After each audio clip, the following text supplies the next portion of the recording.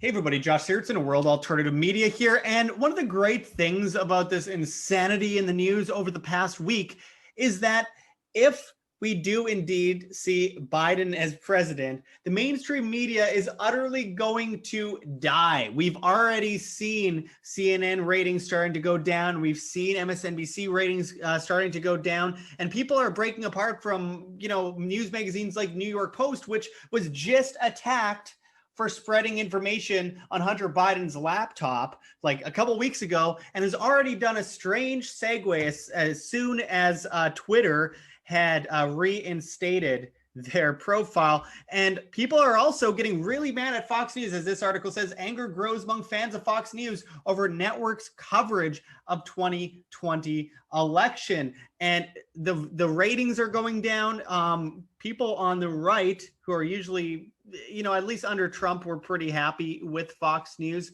have decided, you know what, I think we've had enough of this. Maria Bartiromo breaks with anti-Trump brass at Fox News, says the media does not decide the election. We can remember that Fox News was pretty anti-Trump before he became the candidate for the Republican Party in 2016. We really are seeing an exodus from the mainstream media. We have here Alex Jones, of course, who was one of the first major media's shadow banned and then deleted off of YouTube. Alex Jones goes to Arizona, confronts Antifa, joins pro-Trump protesters, and he's getting millions of views on banned video. Again, my friends, they were getting all these views, all this viewership when they were dying in 2016. They got all this viewership because of Trump. That's the whole reason why CNN is even still around. They were facing bankruptcy. They were laying off tons of their reporters and tons of their staff back in 2016. And here we are today. They're on the verge of a collapse again. And that's one of the things, one of the positive sides, one of the positive aspects I think everyone can get out of this is that while the media is desperate for ratings, of course, YouTube has sided with mainstream media in this amazing way where they have deleted almost anyone with any opposing voice off of YouTube. And guess what? They are basically like the old guys in the 1950s saying, shut up, you kids, with our rock and roll music. That's basically what they've become. And they will go out the same way, though hopefully with more shame, because actually, I don't know, a lot of those old guys were kind of right about a lot of that stuff back then. But nonetheless, the point is the old guard gets replaced by the new guard. That's how the market works. But of course, there's going to be a lot of manipulation to try and keep these entities on their feet. Of course, there's going to be more censorship. Of course, it's going to get worse in that regard for the time being. But naturally, think of it this way. William Randolph Hearst ran almost every newspaper in the world back in the 1910s into the 20s. And then people naturally decentralized, quote unquote, because it wasn't super decentralized, but it was more decentralized towards radio. And then radio was taken over by all these same companies. So people went to television. Then television was taken over by all these same companies and promoted by propped up, I should say, by the CIA. Operation Mockingbird comes to mind. And people left television for YouTube and Facebook and Twitter. And what happens? Blatant censorship, them telling you what to think, them telling you that you're an idiot or you're a bad person or hate speech or whatever. If you think anything outside the establishment, of course, there's still going to be that huge crowd of complete morons, repeat after me, say whatever they say. But this will actually help the people who've been trying to rise up against the propaganda and tell the truth, like us in independent media. This will help BitChute. This will help LBRY and Odysee. This will help Flote.app and the rest. This will help this movement over the long term. Now, maybe over the short term, we're going to see a lot of problems, but Fox News and CNN have always been played against each other as enemies, but they've always been controlled opposition to each other. You got the controlled left and the controlled right. Both sides were promoting the Iraq War, by the way, and all the most establishmentarianist things with little differentiations between things where one station is like anti-abortion, one is pro-abortion or whatever. But overall, they have been very similar. And other than like maybe Tucker Carlson or something like that, I mean, for the most part, and maybe Laura Ingraham, but I mean, even those guys, seriously, these stations were always controlled opposition. They have the controlled left that are going to clash with people. They'll rile them up, piss them off, and then misdirect them. That's what the CIA calls a limited hangout operation. A limited hangout is when you tell a bit of the truth, but not the entirety of the truth, in order to distract people from the entirety of the truth. So it looks like you're a truth teller, but you're not really a truth teller. You're misdirecting people. That's what CNN has done with the left, and prompted this whole Antifa movement, which, by the way, is Orwellian doublespeak because they are fascist, calling themselves anti-fascist. And then you have these guys on the right that they prop up with Fox News that repeat after me whatever they say. Oh, damn immigrants, damn whatever this or that, or whatever they're told to yell about and complain about. And this, in the same sense, does the exact same thing. You have people that are like, yeah, we're pro private property, but we want the biggest amount of eminent domain ever along the borders in the history of the seizure of private property. Yeah, we're pro gun unless a Republican does something anti-gun. Then it's like, oh, okay, that's fine. I mean, it really does really go to show the level of fake news that we're facing on both sides. And then those people go on the ground and then they create a civil war, dividing them against each other, attacking them against each other, never telling them the whole story, never telling them who their real enemy is.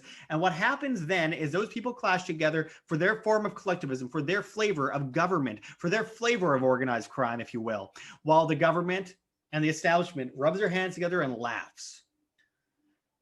Judge Janine Garofalo was just, I think, laid off or suspended from Fox News for defending Trump with this whole election fraud thing, which is obvious. I mean, the election fraud is very, very much obvious. Like, there's so much evidence of it. There's video evidence, there's lawsuits, there's so much people on signed affidavits admitting that there was election fraud, but the media won't talk about it. Fine. They're trying to prop up a civil war, and that civil war will benefit the government because it's two sides attacking each other instead of fighting the real enemy that's disadvantaging all of those people fighting. So yeah, it's a big distraction. But this is good overall for independent media because people are going to leave the mainstream media networks. And we saw that in 2015, 2016, these media empires were collapsing and independent medias were skyrocketing. Now they've tried to mitigate that by deleting people like World Alternative Media off of YouTube, and previously to that, shadow banning us when we were the fastest growing independent media in the world. At that time, they completely shut us down from growth at all, wouldn't let any new people see our content. Nonetheless, I believe we will survive this and we will be stronger because of it. But it comes down to people like you guys sharing this content, hitting the like button, hitting the notification bell, and getting the word out there. It's very important. I'm putting together this quick unedited video just so for the sake of easily sharing it quickly without having to wait for a processing video and all that kind of stuff. There's a lot of process to making a video. So I'm just recording this over Zoom actually, just so I can get it up fast. But I think this is a really important point to take home and understand.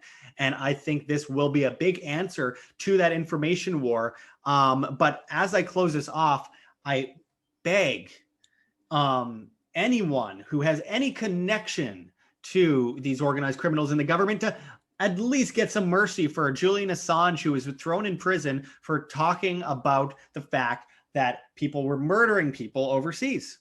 The US government is murdering people overseas, including children. He, as a journalist, reports on that. And now he's being tortured to death in prison. Edward Snowden talks about NSA, along with a ton of other NSA whistleblowers. And he's in hiding. Ross Ulbricht has been in prison for years for the Silk Road. Pardoning these people is insanely important in these last days because, well, Joe Biden's probably going to die. But I mean, Kamala Harris or whatever, locking up all these black people for victimless crimes, don't expect any good to come out of pardoning innocent or victimless crimes in the next several years. So that's a very important point to push home. So make sure to spread that message. Pardon Julian Assange before you're out of office, Trump. Pardon Julian Assange, as well as Edward Snowden, as well as Ross Ulbricht. It's never been more important. And go and sign the Free Ross petition at freeross.org. Very important, my friends. Now is the time to push this forward because there's very little time left. And share it with people like the Kardashians. I don't care what you think about them. I know what I think about them, but it doesn't matter.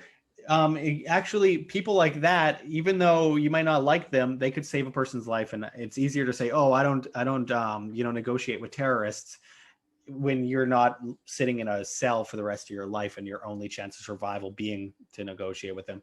Anyway, just figured I'd throw that in at the end of this video, but I really appreciate everyone watching. Hit that like button, share on social media, and of course, join us on BitChute, LBRY/Odysee, as well as Flote.app. Join our newsletter at www.iamband.com. Of course, we are completely viewer funded, so GoFundMe, Patreon, Subscribestar. We have a Bitcoin address below. We have a CoinTree link that shows a bunch of different cryptocurrencies that you could donate to help keep independent media alive. Just $1 or $2 a month makes a huge difference, my friends, because a lot of people have pulled their pledges from WAM after being kicked off YouTube because they don't want to go one website over to BitChute or LBRY, which is very frustrating. If you're serious about getting these messages to the masses and making sure that we break through these lies that have been crammed down people's throats, this propaganda which leads to wars, which leads to infighting. It's never been more important to spread free information and the truth online in the most decentralized way possible. So those links and addresses are below in the description, as well as our Teespring store and a bunch of different stuff. So make sure to find all those links down in the description and help out in any way you can, my friends. The time is now. This is the end game. I appreciate everyone joining, and until next time, this is Josh Sigurdson signing out from World Alternative Media. Find the truth, be the change.